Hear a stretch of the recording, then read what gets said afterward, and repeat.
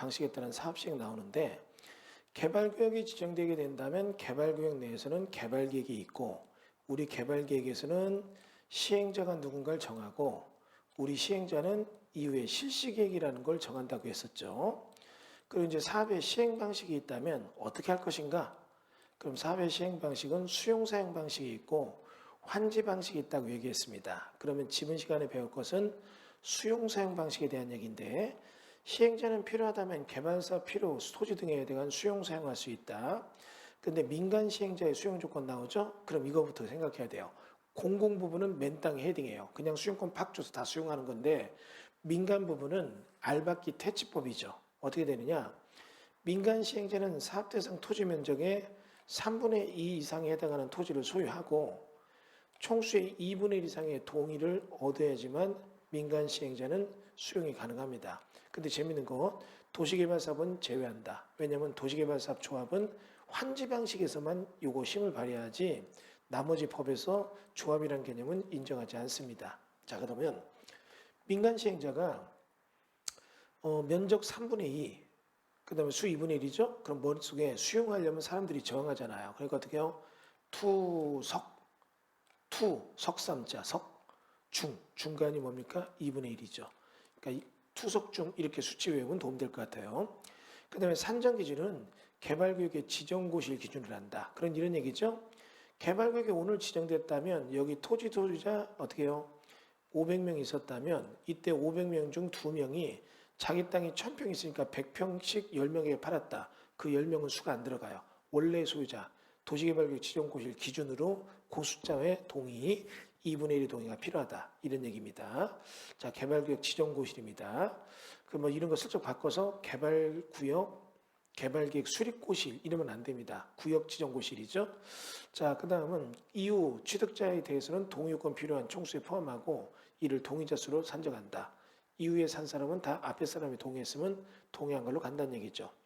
자, 그 다음에 이 법에 따라서 수용을 할 때는 공익사업 토지취득 보상법을 준용한다. 그리고 사업인정고시세 개발구역 내에서 개발계획이 뜨고 개발계획에서 수용사용 세목고시가 떴다면 이런 수용사용 세목고시가 뜬 날로 공익사업법에 사업인정고시가 있었던 것으로 본다. 이거 굉장히 중요한 얘기죠. 여러분 여기 수용사용 세목고시는 그래서 나중에도 할 수 있다. 이런 얘기 나왔잖아요. 개발계획 지정 이후에도 한다. 그러면 수용사용 세목고시에 대한 얘기가 뒤늦게 떴다면 요거에 대해서는 어떻게 해요? 우리가 보는 것처럼 사업인정고시가 있었던 걸로 본다. 이거 중요한 표시입니다. 도시개발구역이 지정되면 공익사업법에 의한 토지취득 보상법에 사업인정고시가 있는 걸로 본다. 아니죠? 개발구역 지정시에 있었던 게 아니고 이때 아니고 개발계획이 수립되면 사업인정고시가 있는 걸로 본다. 이것도 아니고 개발계획에서 수용사용 세목고시가 세부 목록 올랐다면 이때 공익사업법에 따른 수용사업 인정고시가 있는 걸로 본다. 이거 기억하셔야 됩니다. 그러니까 이게 개발계획에 나올 수도 있지만 개발계획 뒤에 나올 수도 있으니까 이렇게 해둔 겁니다. 자, 그 다음에 토지상한 채권. 시행자는 소유자가 원할 때 매수대금의 일부를 지급하기 위해서 나중에 토지건축물 상한채권을 발행할 수 있다는 얘기죠. 이게 뭐냐면 돈으로 보상하는 게 아니라 개발사 끝나면 어때요? 토지 건축물로 우리가 조성토지로 주겠다는 토지 건축물 상한채권으로 어떻게 해요? 발행할 수 있다는 얘기입니다. 발행 규모 분양 토지 건축물의 2분의 1 범위가 초과되지 않아야 된다. 만약에 토지 상한채권이 2분의 1 이상 조성토지가 10,000평인데 5,000평 이상 반환해 가면 말이 수용상이지 이건 환지 방식이 되니까. 그 다음에 지급보증. 이게 공공부문은 이런 실수 안 하지만 민간 시행자 쪽은 금융기관 등 보험회사 했다는 쪽에서 지급보증 받은 경우에만 상한채권 발행할 수 있다. 이유는 우리 흔한 말로 배째 이럴지 모르니까 민간 시행자는 믿음이 안 가니까 너 땅 내놔. 나중에 우리가 조성토지 만들면 줄게. 땅 받아서 사업하고 망했어. 돈 없어. 이런 문제 되니까 지급보증을 세워야 된다는 얘기입니다. 그러나 공공부문은 이런 거 안 합니다. 믿음이 가니까. 자, 그 다음에 발행승인. 시행자는 토지상한채권 발행하려면 발행계획서를 작성해서 지정권자에게 승인을 받습니다. 자, 이런 얘기 기억하시고 공공부문은 지급보증 받는 거 그런 거 필요 없다는 얘기죠. 자, 그 다음에 발행 조건은 수급상한권에서 발행자가 정한다. 토지상한채권 발행자가 그 이율에 대한 얘기를 정하고, 그러니까 이거죠. 너 10억 줘야 되는데 나중에 10억짜리 땅 준다 이러면 안 되죠. 어느 정도 이율에 맞게 조금 더 비싼 땅을 줘야 된다 이런 얘기죠. 그리고 이런 토지상한채권은 기명증권이어서 이름이 써 있어야 돼요. 왜 그러냐면 이게 무기명증권으로 해버리면 이게 막 A, B, C로 돌아다니면서 미등기점 형태로 굉장히 투기 대상이 될 수 있으니까. 그다음에 이전 등 토지상한채권을 이전한다. 즉 A가 보상받은 걸 토지상한채권으로 받았다면 여기에 A의 기명채권이고 이걸 A가 어려워서 B에게 판다면 그 성명과 주소를 토지상한채권원부에 기재해 줄 것을 요청해 줘야 되며 이렇게 해서 되지 않았다면 취득자는 삼자에게 대항 못한다. 질권의 대항력. 토지상한채권은 질권 목적으로 할 때는 질권의 성명, 토지상한채권원부 기재되지 않으면 질권자 그 밖에 삼자에게 대항하지 못한다. 즉 토지상한채권을 누군가 사면서 대출을 좀 받으려면 이거는 이제 권리의 담보니까 질권을 설정하죠. 그럼 이것도 다 기재가 돼야 된다는 얘기죠. 자, 그다음에 이주대책. 시행자는 공익사업 취득보상법에 따라 개발사 필요토지를 제공함으로써 생활근거 상실자가에는 이주대책을 마련해야 된다. 자, 여기 나오는 건 민간이나 공공이나 모두 해야 됩니다. 그다음에 선수금. 시행자는 조성토지 개발사업 조성되지 않은 상태의 토지를 공급하거나 이용하는 자에게 필요하다면 대금의 전부 일부를 미리 받을 수 있다. 이건 뭐냐면 내가 개발사업으로 아파트 짓는데 이 아파트에 대해서 다 만들어 줄 때 돈 받는 게 아니라 이렇게 계획해서 여기다 아파트 부지 질 거야. 그러면 현산지에서 포스코가 입찰해서 현산이 샀다면 얘들한테 미리 선수금 받을 수 있다는 얘기죠. 그럼 선수금도 지정권자 승인을 받아야 됩니다. 다만 공공시행자 개발계획을 수립고시한 후에는 면적 10% 이상 토지의 소유권을 확보할 것. 그러니까 함부로 선수금 받는 거 외상이거든요. 그러려면 공공부문 시행자는 면적 10분의 이상을 소유권 확보한 다음에 해야 되고 민간 시행자는 실시계까지 가서 즉 민간 시행자가 개발계획 지정했다면 지정권자에게 개발계획에서 시행자 지정받고 어떻게 할 것인가 실시계획을 세우면 그 다음에 어떻게 해요? 공급하는 토지권 모두 확보하고 다 어떻게 내게 되고 처음에 민간 부분이 시행하려면 3분의 2 숫자 2분의 1의 동의가 있었는데 여기 선수금 받으려면 이제는 실시계획 인가받고 내가 돈 다 주고 어떻게 해요? 내게 돼 있어야 되고 초동 토지에 대한 얘기 10% 이상 공정률이 10% 이상 될 것. 그러니까 여러분 여기 10% 나한테 조의할 거 있어요. 여기는 공정률을 따지는 게 아니라 개발계획 수립고시요 10% 이상의 소유권 확보하면 되는 거고 그 다음에 여기는 어떻게 해요? 소유권은 다 확보하고 공사가 10% 갔을 때 선수금을 받을 수 있다는 얘기죠. 다음은 원형지 공급과 개발. 시행자는 자연친화적 개발, 복합적 입체제로 개발하기 위해서 필요하다면 지정권자 승인을 받아서 원형지를 공급하여 개발하게 할 수 있다. 전체 면적의 3분의 1 이내이다.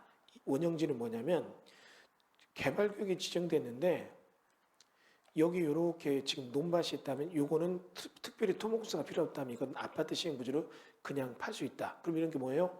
미개발 상태로 공급하는 토지가 원형지인데 전체 면적의 3분의 1로 간다. 원형지, 원래대로 한다는 얘기죠? 그러니까 원래대로 돌려놔라. 3.1절, 3.1운동 생각해서 3.1절. 원형지는 3.1절이다. 이렇게 외우면 돼요. 그러면 이렇게 해서 3분의 1로 한정될 수 있다. 그러면 우리 지금 보는 것처럼 우리 시행자가 다음에 어느 한 해 갈 때, 즉 국가제재 공공부문 이러면 이렇게 공공부문에 대한 얘기 이들에 대해서는 원형지 공급이 되는데 원형지를 학교나 공장 등의 부지로 직접 사용하는 자 그러면 이런 데 보니까 옛날에 학교가 있었는데 이 학교를 그대로 그냥 개발 지정돼도 여기는 그냥 학교로 주는 거예요. 그럼 이게 원형지 공급이 되는 거죠. 예를 들면 우리 지금 인덕원에 도시개발구 지정되는데 거기는 인덕원 고등학교가 있습니다. 그 자리는 원형지 공급이에요. 그럼 이건 교육청에 그냥 원형지로 공급한다는 얘기죠. 자, 다음에 원형지 공급계획. 이런 내용 원형지 공급한다는 거 지정권자 승인 신청 받아서 제출한다.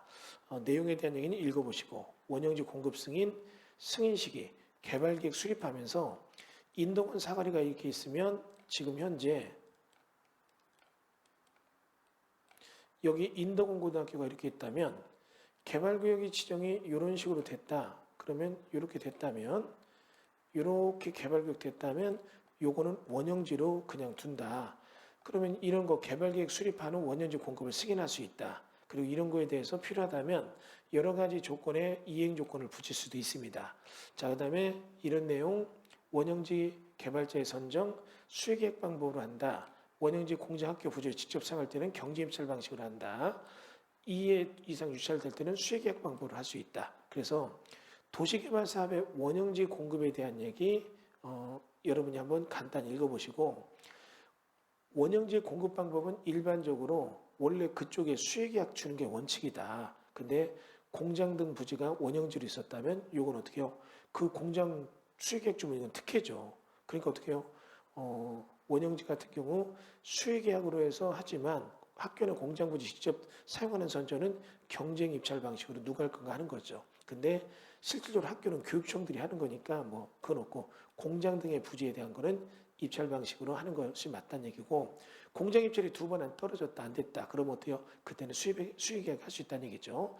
그리고 공급 가격은 개발계획이 반영한 원형지 감정가에다가 기반시설 공사비를 더한 금액으로 해서 시행자와 원형지 개발자가 협의해서 결정합니다. 이것도 여러분 알으셔야 돼요. 감정가격으로 한다 이러면 안 되고 감정가격에 원형지 감정가예요. 그러니까 조성토지 감정가가 아니라 원형지 원래 있던 감정가에 여기 기반설이 좋아졌다면 기반설 비용까지 해서 여기 원형 개발자가 협의해서 결정한다는 얘기입니다. 자, 매각 제한 보면 원형지 개발자는 10년 범위 내에서 대통령이 정하는 기간 안에 원형지를 매각할 수 없다. 즉 원형지 사는 것은 일종의 특혜가 되는데 10년 기간 안에 일정 기간 정했다면 그때는 못 판다는 얘기고 다만 이주용 주택이나 여러 가지를 할 때는 지정권자 승인받아서 팔 수 있다는 얘기입니다. 원형지에 대한 공사완료 공고일로부터 5년, 원형지 공급 계약일로부터 10년, 그다음에 공급 승인의 취소, 지정권자는 다음 하나에 해당하는 원형지 공급 승인을 취소하거나 시행전환금 이행 촉구, 원상회복 손해배상 청구 등을 조치할 수 있다. 원형지 공급 계획대로 토지를 이용하지 않은 경우 공장 부지 그대로 있는 거 줬는데 딴 걸로 써서 아파트 줬다 이런 큰일 안 된다는 얘기죠. 원형지 개발자가 세부 계약 내용대로 사업을 이행하지 않은 경우 또는 시행자가 원형지 개발자 이행 조건을 이행하지 않은 경우 그리고 이런 경우에 따라 공급 계약도 해지할 수 있다. 그래서 이 공사 제대로 착수 안 했다든가 사업기간 넘겨서 시행을 지연한다든가 시행자의 동의 없이 3자 매각했다. 이런 경우는 공급계약의 해지 조건도 붙을 수 있습니다. 자, 조성토지의 공급. 자, 이제 우리 도시개발구역이 지정됐고 개발구역으로 만든 이런 땅들이 있다면 이런 토지 등에 대해서 내 필지가 만들어졌다면 어떻게 주느냐? 지정권자는 조성토지 공급할 때는 공급계획을 작성해야 되며 그럼 여러분 시행자는 조성토지 공급할 때는 공급계획을 작성해야 된다. 지정권자가 아닌 시행자는 작성한 조성토지 공급계획을 대해서 지정권자 승인을 받아야 된다. 즉 시행자 쪽에서 어떻게 팔 건가 공급계획을 세우는 거예요. 근데 이제 시행자가 지정권자가 아니라면 지정권자 승인을 받아야 되고 이런 작성 기준, 조성토지 공급계획 고시된 경우는 실시계획에 맞게 작성돼야 된다. 즉 실시계획에 맞게 주거용지, 상업용지 이렇게 해야지 실시계획은 주거용지인데 공급용지가 어떻게 해요? 공급계획에 대한 게 무슨 상업용지 판다 이러면 안 된다는 얘기예요. 자, 그다음에 이런 의견 듣는 거 조성토지 공급계획에 따라서 지금 공급해야 된다는 얘기고 나머지 공급 방법 투명성 때문에 입찰 방식으로 한다. 요거 기억해야 됩니다. 자, 그다음에 여기 추첨 이래도 불구하고 다음의 경우는 추첨을 한다.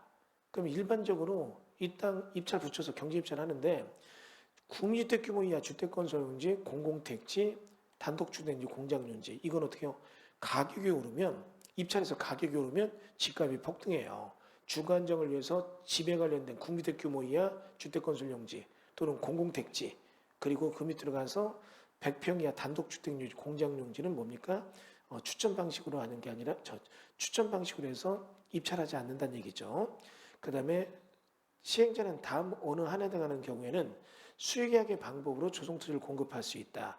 사의 경우 공급 신청량이 지정권자에 제출한 조성토지 공급계획서에 계획된 면적을 초과하는 경우에는 추첨의 방법을 따른다. 그래서 우리 학교용지, 공공청사용지는 일반 분양할 수 없는 공공용지는 당연히 그건 수의계약해야 되는 거고 그 다음에 임대주택 건설 용지를 다음자가 단독 공동으로 총 50% 초과해서 이 공급하는 경우 즉 국가지자체 공사급이 공공부문인 경우에. 그 다음은 시식에게 시설물 유지관리 최소 토지 이런 것들은 어떻게 해요?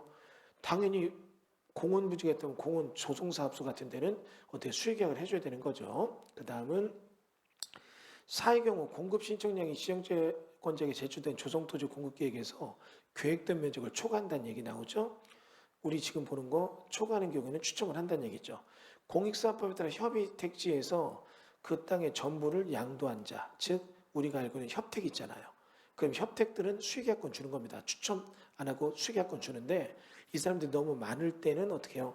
그 수의계약을 주지만 면적 초과하게 너무 많이 줘야 된다. 그럼 어떻게 해요? 그때는 추첨 돌려서 당첨되는 사람에게만 준다는 얘기죠. 그 다음에 토지상한 채권은 당연히 땅으로 주기로 한 거니까 수의계약 해야 되는 거고. 자, 그 다음은 경제입찰에 2회 이상 유찰됐을 때. 그 다음에 가격 평가는 감정가격으로 합니다. 조성토지 평가가격, 감정가격입니다. 이거 혹시라도 조성원가로 한다 이러면 안 돼요. 그럼 개발사업 시행자가 남는 게 없거든요. 그 다음에 학교용지 등의 공급가격 특례, 학교 폐기물 임대주택에 대한 거는 감정가격 이하로 할 수 있다. 공익적이니까 이건 싸게 준다는 얘기입니다. 자, 그런 것들 여러분이 간단히 읽어주시면 수용 방식에 대한 얘기는 답이 됐을 겁니다. 자, 환지 방식에 대한 얘기 있는데 이건 다음 시간에 하겠습니다. 감사합니다.